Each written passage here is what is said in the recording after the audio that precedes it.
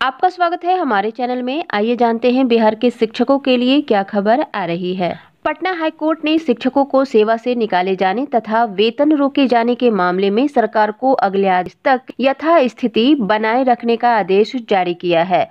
इसके साथ ही जवाबी हलफनामा दायर कर स्थिति स्पष्ट करने का आदेश भी दिया है। न्यायमूर्ति मोहित कुमार शाह की एकल पीठ ने सोमवार को मामले पर सुनवाई के बाद यह आदेश दिया है। कोर्ट को बताया गया है कि प्राइमरी शिक्षा के निदेशक ने गत वर्ष 30 नवंबर को प्रदेश के सभी जिला शिक्षा पदाधिकारी और जिला कार्यक्रम पदाधिकारी को एक निर्देश जारी कर कहा था कि वैसे शिक्षकों का वेतन रोक दिया जाए जो 31 मार्च 2019 तक स्पेशल ट्रेनिंग सर्टिफिकेट जमा नहीं किए हैं। इसके साथ ही उन्हें सेवा से निकालने की कार्रवाई की जाए। निदेशक के इस आदेश की वैधता को हाईकोर्ट में अर्जी दायर कर चुनौती दी गई है। कोर्ट को बताया गया है कि शिक्षकों की नियुक्ति 2013 से 2018 के बीच हुई है। अनट्रेन्ड शिक्षक बीए ट्रेनिंग सर्टिफिकेट जमा कर दिए हैं, लेकिन अब शिक्षा विभाग के एडिशनल चीफ सेक्रेटरी की ओर से 9 जनवरी 2019 को एक आदेश जारी कर कहा गया है कि शिक्षक 6 माह की स्पेशल ट्रेनिंग सर्टिफिकेट जमा करे। उन्होंने कोर्ट को बताया है कि राज्य में स्पेशल ट्रेनिंग सर्टिफिकेट कोर्स के लिए कहीं परीक्षा नहीं ली जाती है। ऐसे में शिक्षक कोर्स का सर्टिफिकेट कहां से लेकर शिक्षा विभाग को देंगे।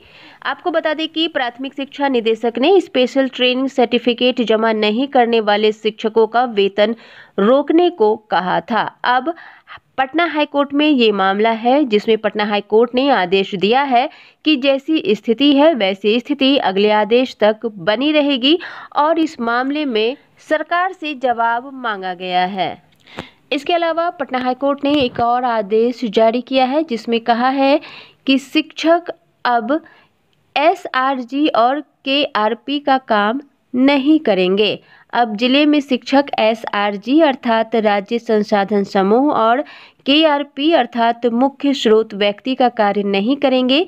CWG संख्या 20476/2018 बाद में RTE एक्ट का हवाला देते हुए पटना हाईकोर्ट ने आदेश जारी किया है, जिसके बाद शिक्षा विभाग ने इस आदेश को जारी किया है। आपको बता दें कि महादलित, दलित और अल्पसंख्यक अति पिछड़ा वर्ग अचर आंचल योजना के तहत मॉनिटरिंग के लिए भत्ता के आधार पर जिला में एसआरजी और प्रखंड में केआरपी की जिम्मेदारी शिक्षकों को दी गई थी। न्यायादेश के बाद से शिक्षकों को इस जिम्मेदारी से मुक्त कर दिया गया है।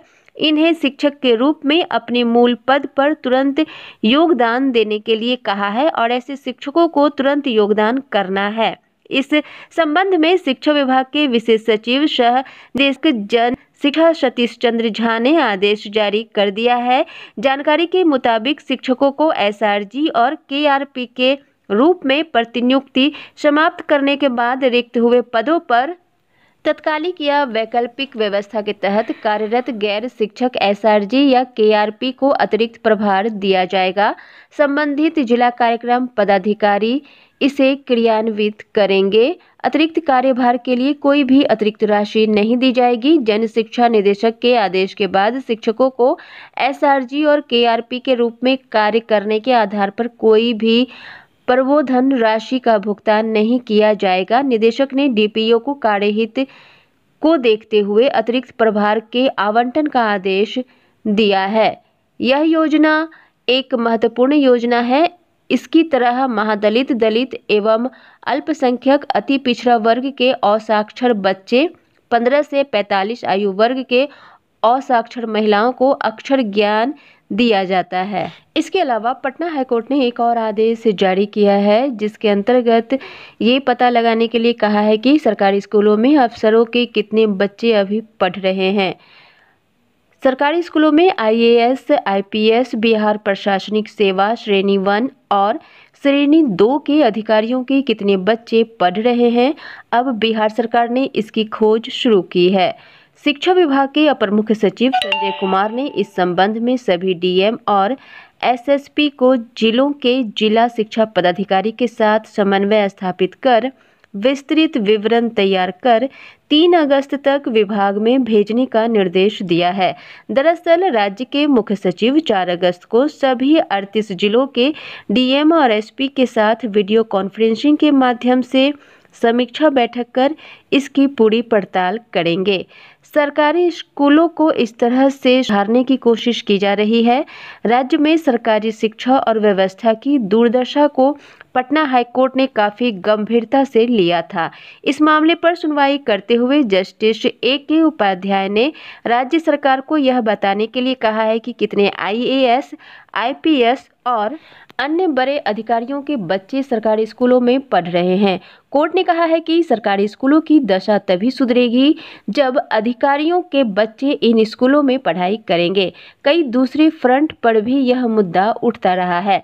शिक्षा विशेषज्ञों का भी यह तर्क है कि अगर बड़े लोगों के बच्चे सरकारी स्कूलों में पढ़ेंगे तो स्थिति में अपने आप बदलाव आएगा।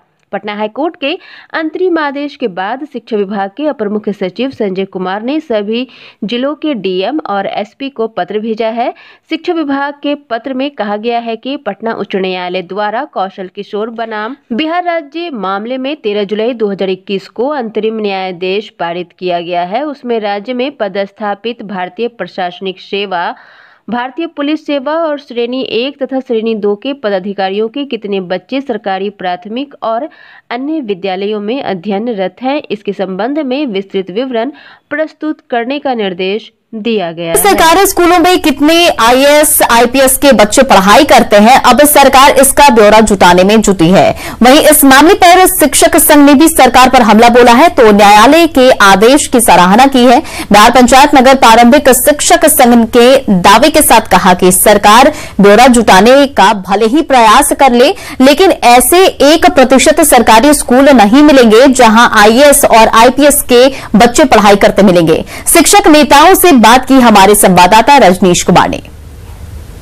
बिहार के सरकारी स्कूलों में कितने IAS, IPS और अधिकारियों के बच्चे पढ़ाई करते हैं, सरकार अब इसका ब्यौरा जुटाने में जुट गई है।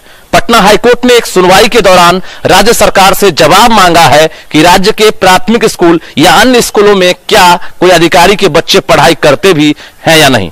ऐसे में अब शिक्षा विभाग के अपर मुख्य सचिव ने जवाब मांगा है तमाम जिलाधिकारियों से, एसपी से कि आपके जिले में अगर ऐसा स्कूल है तो आप चिन्हित करके 4 तारीख को आप जवाब दें। तो शिक्षक नेता हमारे साथ हैं राज्य में जो लगातार इस बात की मांग उठाते रहे हैं कि IAS, IPS के बच्चे सरकारी स्कूल में पढ़ाई करें। क्या लग रहा है, सरकार ने तो अब ब्यौरा जुटाना शुरू कर दिया है? कोई IAS, IPS का बच्चा सरकारी स्कूल में, हम लोग 18 साल से मांग कर रहे हैं कि सभी बच्चे IAS हो, IPS हो, सभी के बच्चे सरकारी स्कूल में पढ़े। जैसे गरीब आदमी के लिए सरकारी स्कूल जाना जाता है और ये IAS, IPS अपना आलीशान महल वाला जो स्कूल है, बड़ा बड़ा ब्रांडेड स्कूल, उसमें भेज देते हैं। आज स्थिति ये है कि हाईकोर्ट जवाब कर रही है, कोई IPS आप खड़े हैं, स्कूल पटना का स्कूल है, एक भी IAS, IPS का बच्चा यहाँ इनरोल्ड नहीं है। इसी तरह से पूरे बिहार के 75,000 स्कूल में कोई IPS, IAS का बच्चा नहीं पढ़ रहा है। मेरे से 1% भी IAS और IPS के बच्चे सरकारी स्कूल में नहीं पढ़ते हैं।